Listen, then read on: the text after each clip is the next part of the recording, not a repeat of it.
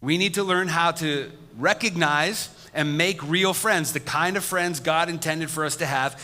Here's how, real quick, 3 ways. First of all, be friendly. I know it sounds obvious, but be friendly.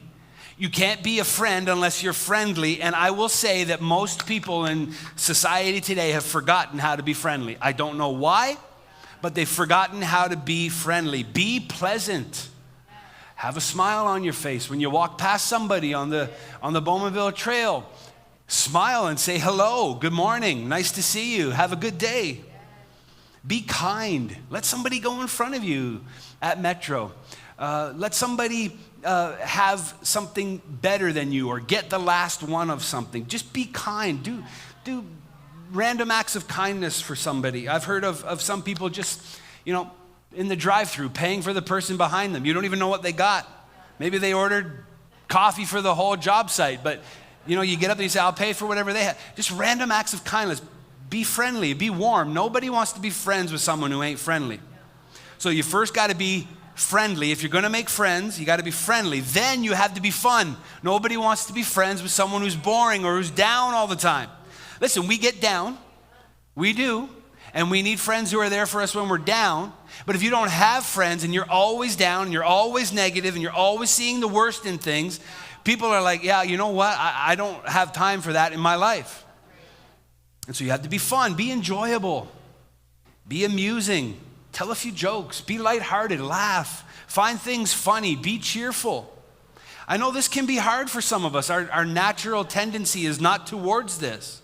We're very serious by nature, some of us. We're very melancholy, we're analytical, but you have to learn how to be fun if you're going to make friends. If you're going to get into bromance or womance with somebody, if you're going to have a deep, intimate, emotionally healthy relationship with someone, you first have to be their friend.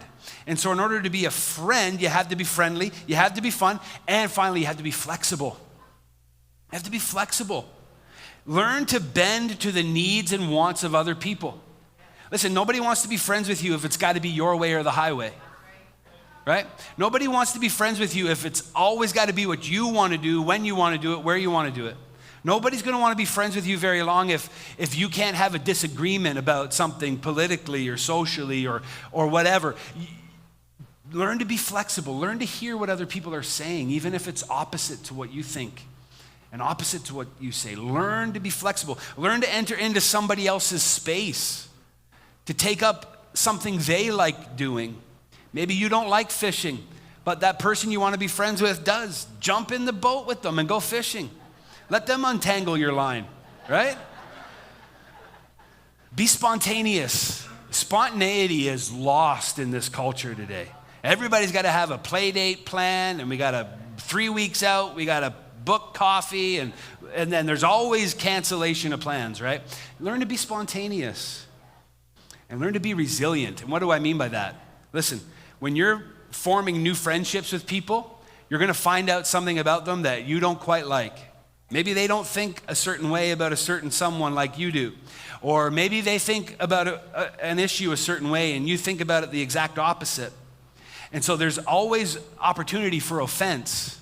But be resilient.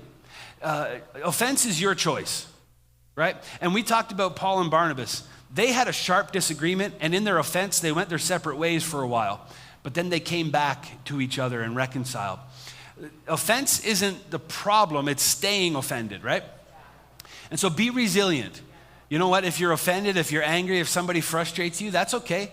Just be a man, just be a woman, and talk to them about it. Just say what's on your heart and on your mind. I had to do this with a friend of mine recently. We both said stuff to each other we didn't mean, and we both got upset at each other, and so we just talked it out, and then it was great.